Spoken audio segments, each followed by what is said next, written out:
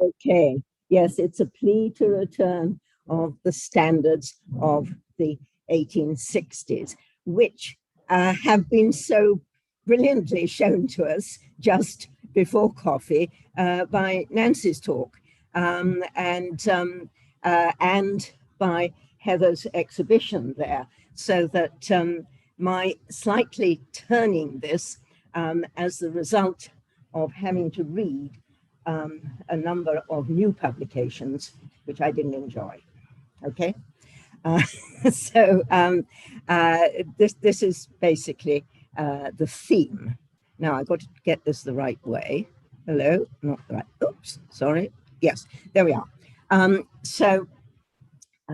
of this is Welsh, but this just makes the point that archaeology is a totally visual subject.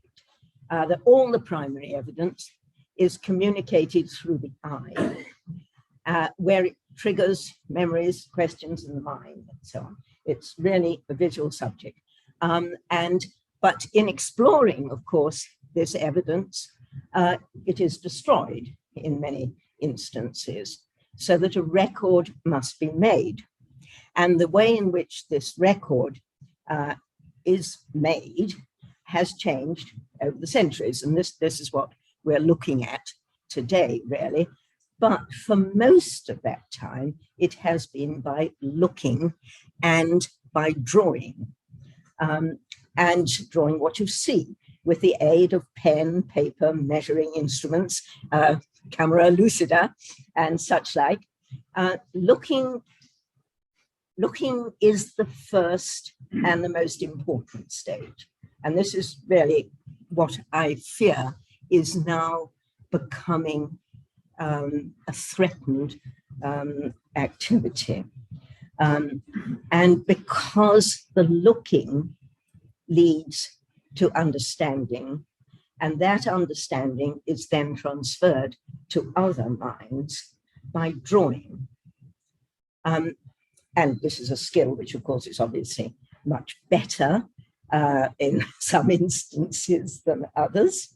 But most people can do drawing to a reasonable level and transfer their understanding to others.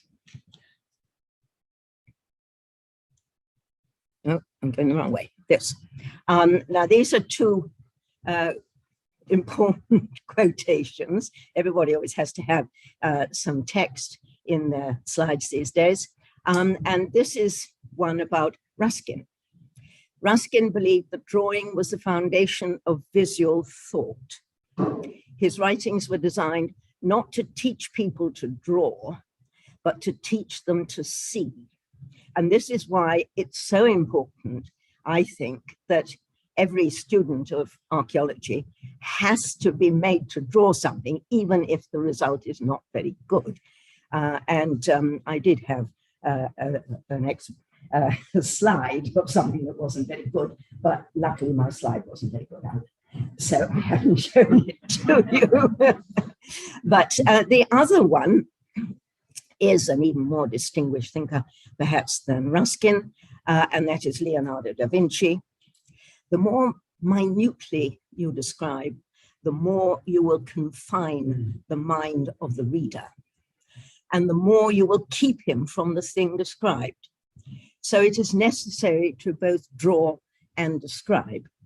And I would slightly disagree with Leonardo here, that it's probably often not very necessary to describe if the drawing has been designed to inform properly. But that's a minor point. But this is what I want to talk about in a way. And I don't know, just check you, but I find it quite difficult to understand computerized images. I think there is a rather subtle connection that you can have with the mind that has produced a drawing, but you don't have that same connection with the computer that has produced a mind. But it may be that that is my prejudice. that is blocking my understanding there. But I don't know. Over lunch, I'll ask people whether they have the same problem with reading, looking at drawings which have come out of a computer. Whoops, no, I'm going the wrong way. There we are. Anyway, just to go back on a bit of what is in the book, that at the beginning of archaeological studies, as we've seen in previous talks, surveying and drawing were the skills of most gentlemen and indeed ladies. This, in spite of what Nancy was trying to tell us, that drawing is very much a female activity, and it was taught to women. And it was a normal part of a normal education for boys and their sisters, and it was a well-practiced skill, and in fact, it was a very necessary skill. And in our great publication, Archaeological, you know, there are lots of examples of this. This one isn't one in Archcam, actually. It's the cloven stones from Laxey in the Isle of Man. And it's by Lucas, one of the Lucas brothers, and Sir Henry Dryden, very distinguished people. But why I've chosen it is that it is a very good drawing. It's 1873. And it's actually, the monument is still pretty well the same. And it gives you the plan, and it gives you the elevation cross profile, and it gives you the thing that's now new, at least the thing that is now no longer so easy to see, is the extent of the mound around it. So that's a good drawing. This is Ballykelly, which is also in the Isle of Man, previously known as Oatlands. And this is, oh, I'm not allowed to move away. You can see on the left there an illustration which is from Archcam, and it's one that I like because it's a very intelligent modification of a sketch, and it's a sort of combination of plan and sketch. The other thing that is pretty good is that the cut marks on the back, on the outside of the backstone there are very clearly shown. Next to it is Tim Darville's photograph, which I think you will see as not being quite so good.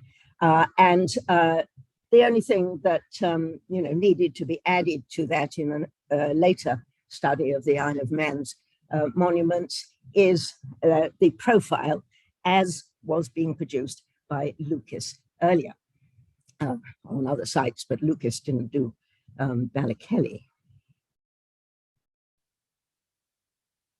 Am I continually forgetting which way around to do that? So that is a couple of monuments, and then we look more at artifacts, which is what I'm supposed to be talking about.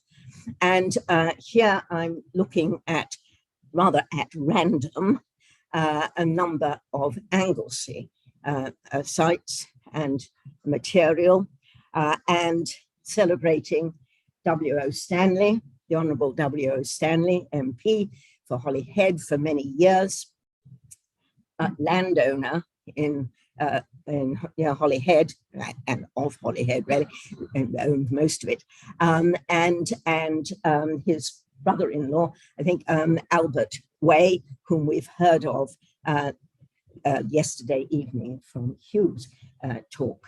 And these are Porthdavach, a particularly interesting site, and one which would certainly reward a more extensive excavation. Porthdavach, little landing place on Holy Island, and there he had Bronze Age sites and also Romano-British occupation and an early medieval cemetery. I noticed that his plan of that appears I think, in the book, and it's a jolly good plan.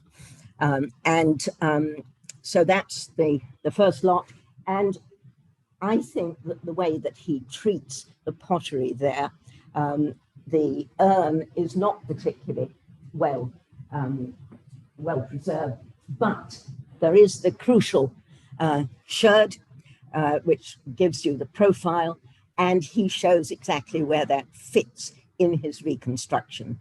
I haven't done quite so well, in that I've implied that it's almost completely there in my version of it. And really the only thing that I've done is that you are able to take measurements from the modern approach to pottery drawing.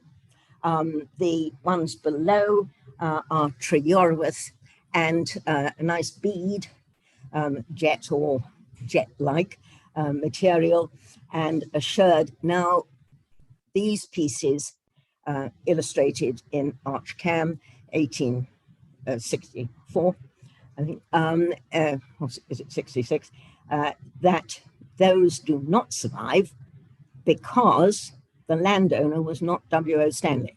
And, but he did, by and large, persuade a lot of people to give him their material, which he sent to his brother-in-law in the British Museum. Now, sending things down to the British Museum is a bit like dropping them down a well, but they don't get out. They don't get out. The other thing is the pieces of Beaker pottery, which were discovered in Princess Branwen's urn from Beth Branwen, and recognized by Stanley as being something different from the urn. Well, not difficult actually, because the urn's complete, but anyway, rather nice. And again, he's showing you how it fits into the assumed complete object. So that's pottery. Now we look at objects, and I have them here. Not quite the same, but some I bought in Krakow on the Cambrian's trip, because they were absolutely the late Bronze Age style of these.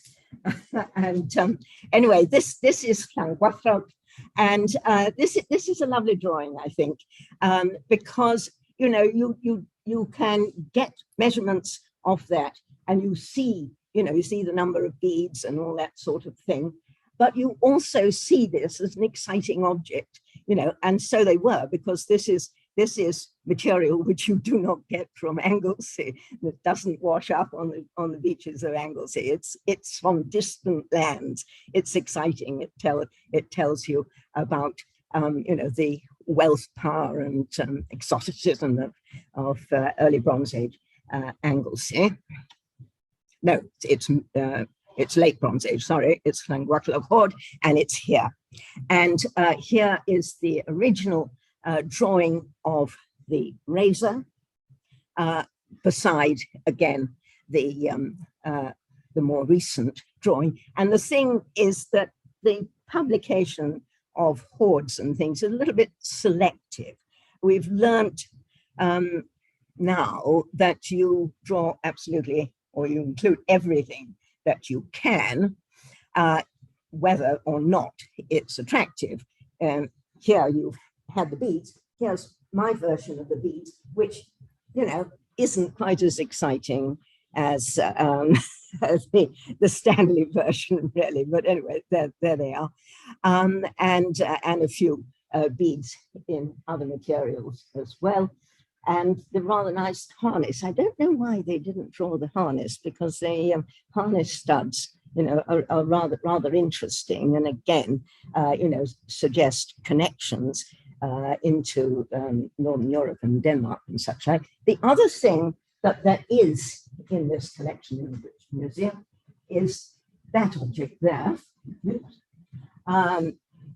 which is pretty disgusting little thing. It's some kind of stud, one imagines, but the interesting thing is it actually is tin. And another thing which I've just discovered, in that looking at the museums and such like in the Ribble Valley, which is our destination in the summer, God willing, that the Worley Museum, no, Blackburn Museum has the material from Portfield, which is a hoard of goodies from an early hill fort above Worley, which contains very similar stuff to Llanguedlog, and also some nasty little stud thing, that you might think, well, perhaps there's more to this than Stanley thought, anyway. But he picked it up, and this again is Stanley and me on the Timar hoard. Timar hoard was on his land.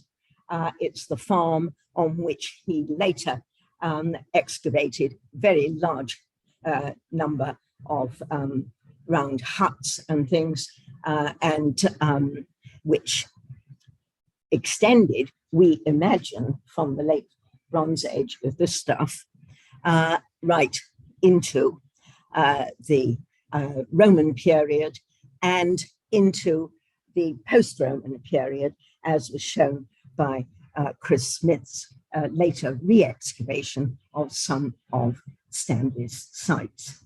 Unfortunately, what didn't survive was the material that Stanley carefully kept, and that is a lot of debris from metalworking.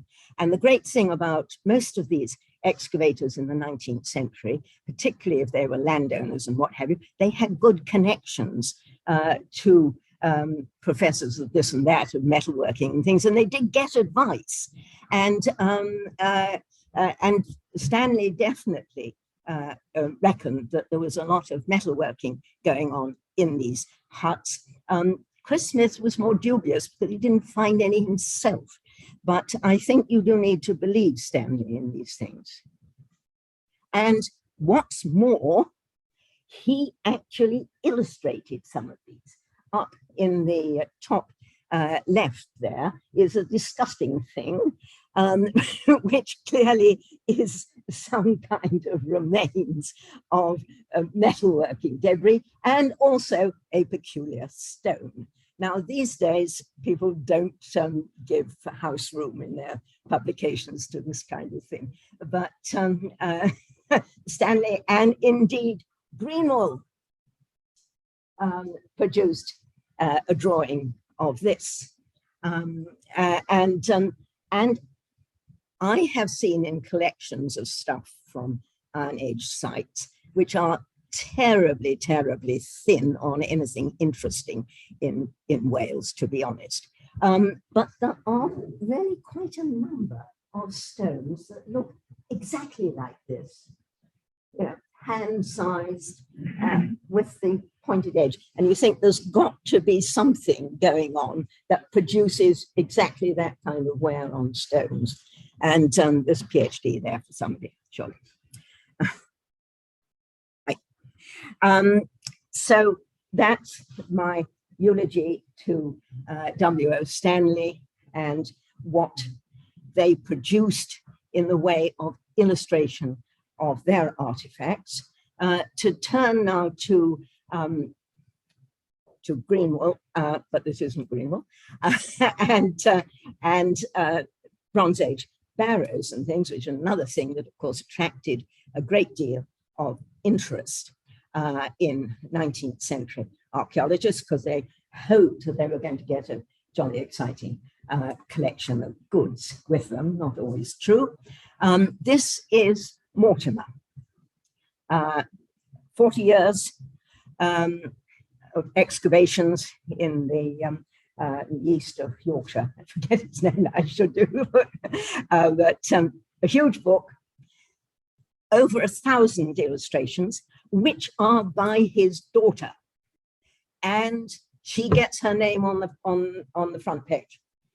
So this is a female artist who does get the recognition that she deserves. I mean, they're tremendous. I think she started when she was about 12, and there's 40 years. Anyway, this is Mortimer, and you can see that there were lots of people in this barrow that he excavated, and this is fun, isn't it? Little skeletons all over the place, but it does mean that you can quickly visualize a situation, and you can see that there are 3 layers recognizable in the mound. What he doesn't say is what level these various bodies are. I guess that number 6 there in the middle is in the central grave, but the others could be anywhere, really. But Greenwell, of course, over the same period, 1860s to about 1900, Mortimer published his 40 years in 1904. Greenwell published a big summary of his work in 1877, so it's a little bit earlier. And the thing about Greenwell is there's an awful lot of dense prose there. And 100 and whatever, I think I did note it down somewhere, about 200 or 300 illustrations, but they are all the finds. He nowhere illustrates the monument. But in this dense prose, there is an awful lot of information. Yeah. And there would be more information on this slide if only modern technology would recognize pencil as distinct from ink, but never mind. This is Greenwell Rudston 62, taken at random to some extent. And you can create a Mortimer-like record if you have a circular protractor and a ruler. And actually, you don't need the circular protractor with this one very much, but a lot of them you do need a circular protractor. And he gives you the northeasts and what have you that you need for that.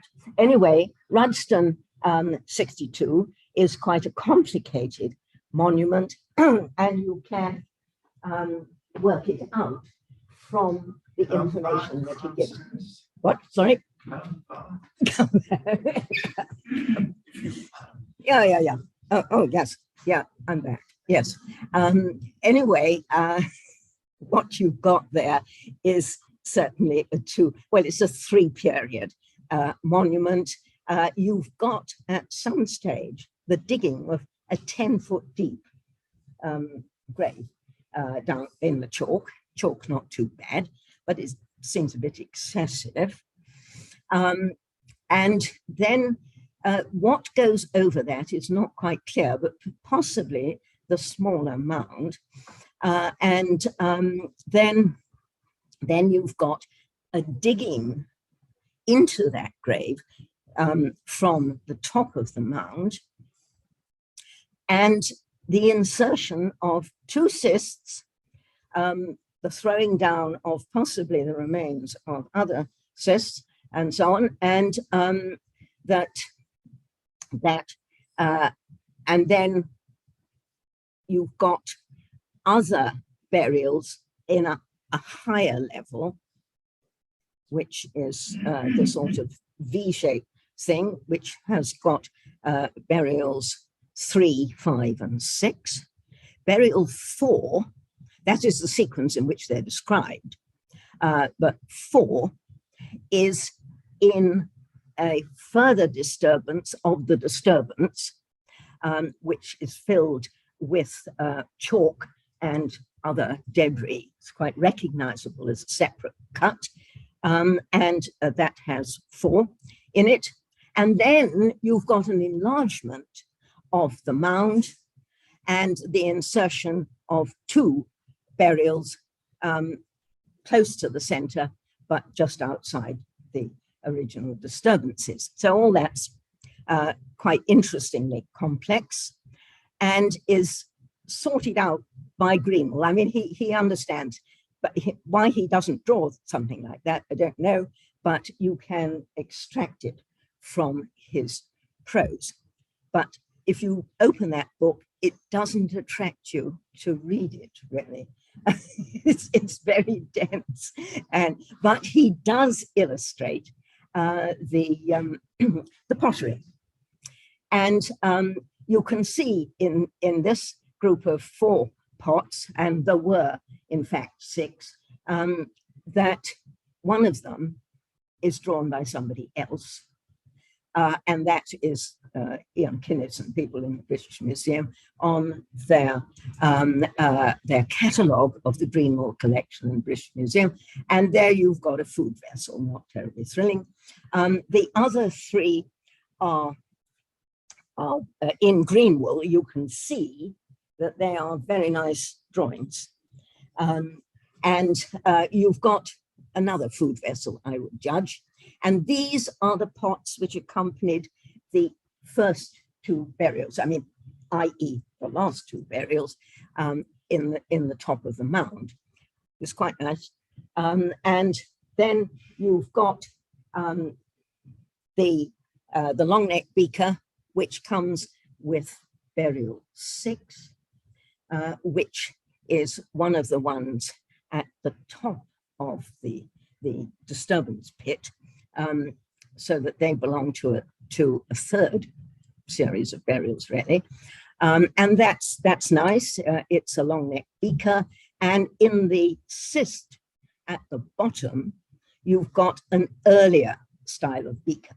So it's altogether very satisfying because the stratigraphy matches the typology of the pottery. It is always very comforting. The other thing that one might say, that there are a lot of concerns about the understanding of the process of burial in the Bronze Age, which Greenwell discusses, which are now coming back to the fore. One of the things that he notes is that the stone of the 2 cysts at the bottom come from somewhere about 12 miles away from Rudston. And he comments on the fact that this is, you know, quite a long way, and they're quite large slabs and things, so that it's a bit of an effort to do it. He also comments on the fact it's a pretty pointless thing to do, really, if you are cutting a grave into chalk. You really don't need to, you know, sort of protect the bodies more than what, you know. He said, why is this? And he said, I have come across a cyst in sandstone put into a pit dug through limestone in some other site, which he notes. And he said, obviously what we're looking at here is social hierarchies and effort, you know, importance that we're looking at. That's fine. He then discusses the fact that he's got a cremation down there alongside an inhumation, and he wonders why this might be. And he thinks, well, are we looking here at, again, a hierarchy, and that the burial monument is created for the head of this hierarchy? But there are other people in this family and things who have died previous to that, so maybe they've been cremated and kept in a pot or in a bag until the moment for actually going to the trouble of digging this 10-foot deep grave, or at least opening up this 10-foot grave, you know, we're looking at an interesting sort of relationship of individuals in these burials. And he then makes the point, which is true, that unless you do cremate people, you're not going to be able to keep them for very long, unless you perhaps mummified the body. And just within the last couple of years, people are producing evidence that some bodies were mummified. And this is, you know, in the mind of Greenwell in the 1870s or so, that this might be something which is happening. And of course, he has in other burials found, you know, bones in sort of condition that you wouldn't be if you were a body when you went in. The other thing that he notes about this very deep grave is that although the two cysts look as if they were the primary graves put into it, they are not, because the filling of that pit, which, and indeed the area between the two cysts, has got other bones in it, disturbed bones. So that he said that in spite of the emphasis put on these cysts and things, they are not actually the first people in there. There were a number of other people whose bones have been knocked around a bit, but sort of thrown back in over the top. So that, you know, that reading Greenwell's British Barrows has got a lot to teach us about the complexity of Bronze Age burial, and it is lessons which we are only just sort of learning. So this is another bit of Greenwell, and this is where we come to the second part. Hello, what time am I supposed to finish? Okay. You've got 10 minutes. Oh, have I? Yes, okay. Well, what I'm going to do now is to say that Greenwell, on the left there, that's the Weavertv jet necklace. This is the Weavertv jet necklace as illustrated in Woodward and Hunter, a very large book recently published, well, 2015, of all sorts of grave goods from England, and very much a go-to volume for wanting to see comparative material. That's what they produce, and I think is pretty dull in comparison with Greenwell's illustration of this necklace. And this is what they produce of the Garton Slack dagger, which I think is another Greenwell find, but and here you've got on the left exactly what you would expect to find. This is an analytical drawing of the blade and the remains of the hilt, largely reflected in bronze studs, which would have held the thing together, and a bone pommel. Now, I'm quite interested in bone pommels because I've found quite a lot of them. So that this is the type of illustration that we would have expected in any professional archaeological publication, and we've got it here. But that there are only 2 of these daggers out of 59 which are discussed, which are drawn. All the others are photographed, and you'll see there another of the Yorkshire one. Oh no, it's Neckler. I think it's a Wessex one. Anyway, it doesn't matter too much. And again, the Garton Slack in photographs. Now, these photographs are good, but they're not. They haven't got that analytical information that you would need if you're really working with this material. If you're just flipping the pages, maybe. At the bottom there, you've got the bone pommel from Garton Slack, which you can see was attached by one surviving rivet through it. And this one is from somewhere else, and it's looking pretty cute. But this is their rendition of amber beads. Not terribly thrilling. Examples of amber V-perforated buttons from Cowley's and Wimborne. And also some more of the little bone pummels. And why I put this on again, it is in fact garden slack again, is this 1, 2, 3. You know, top, bottom, side. And this is becoming, and this piece of what's it at the bottom is another pummel that you scarcely see it against the black background. This 1, 2, 3 is a method of recording that is now becoming standard. And I think it's not good enough in a photograph.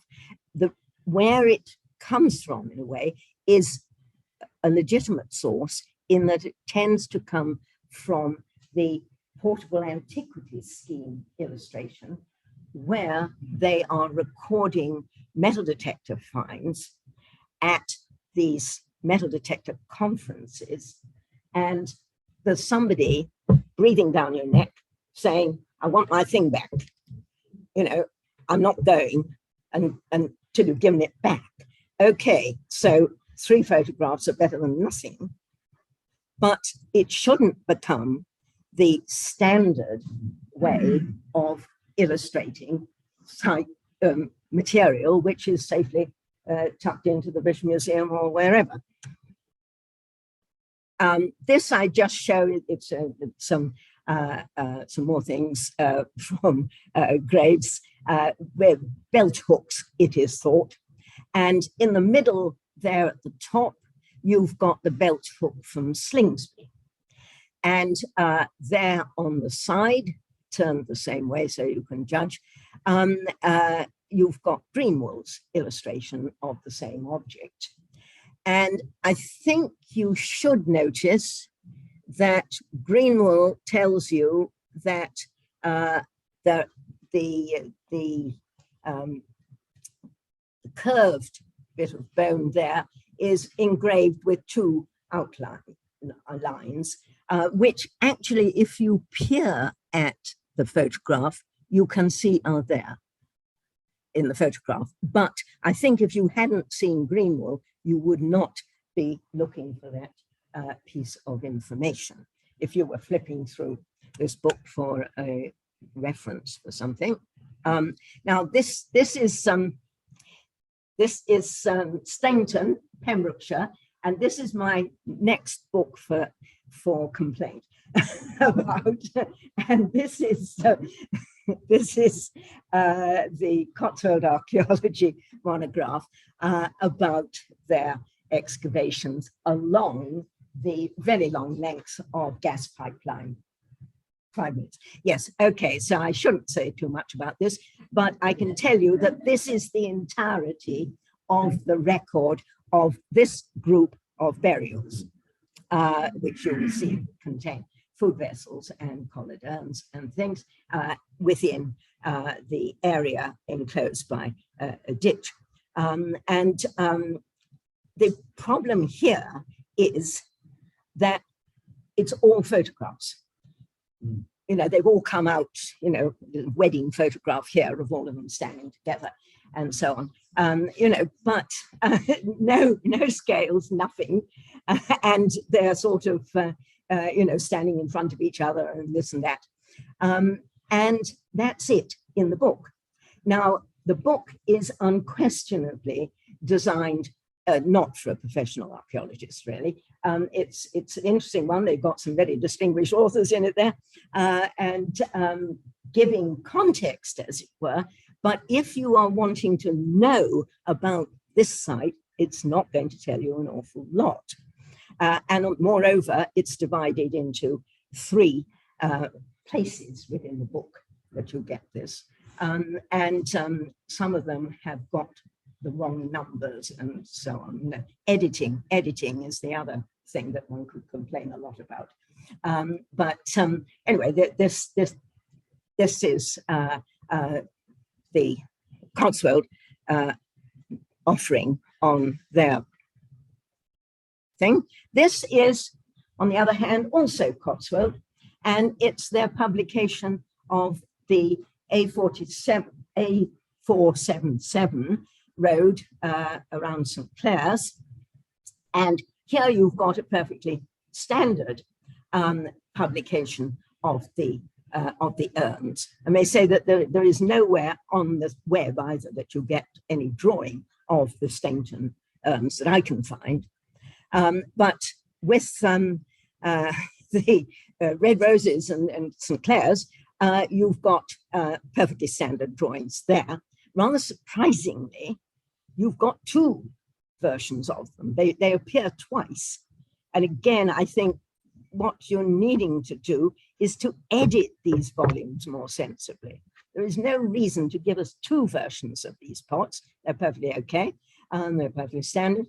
But it would be, more useful to give us a bit more primary information perhaps. But anyway, why I've done this twice is that I have gone, moving away, that side, I have just scribbled in a little bit more information about the context of that pot, that it was standing in that thing, and there's a cremation in the other one, which on this section appears to be earlier, and that the urn burial then has disturbed that slightly. The thing that's a little bit odd is that the capstone, as it were, to the first hole seems to have been put back or something. Anyway, the point I'm making is that there was an opportunity with this drawing to give you more information than it does for minimum effort, because that's what is actually published. They produce this stone just as a sort of, presumably as the top of the fill, which had been compressed by the existence of this stone. And I feel, why don't you give us the context information where you can so easily do it? This is another bit of timeline again. It's the Vayner Farm Hinge. Now, the thing that's quite interesting about this is that it's a very, very big ditch, actually, surprisingly so. But what you've got is that you've got two ditches. It's a class 2 henge, 2 entrances there, and it seems to have had, and it's said to have had, an inner circle of posts.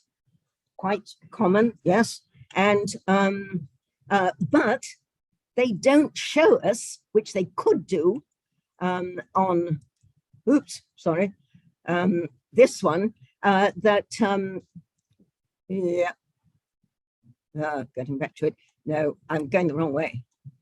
You see, you've upset me there. What I was going to do, I don't know where I'm getting. Yes, there it is. They've given us the right-hand section, whereas if they'd given us the left-hand section in the middle, they would have been able to tell us the relationship of those post holes to the eroded fill of the ditch, yeah, which is rather important considering that if you read that plan, all those post holes are in the air.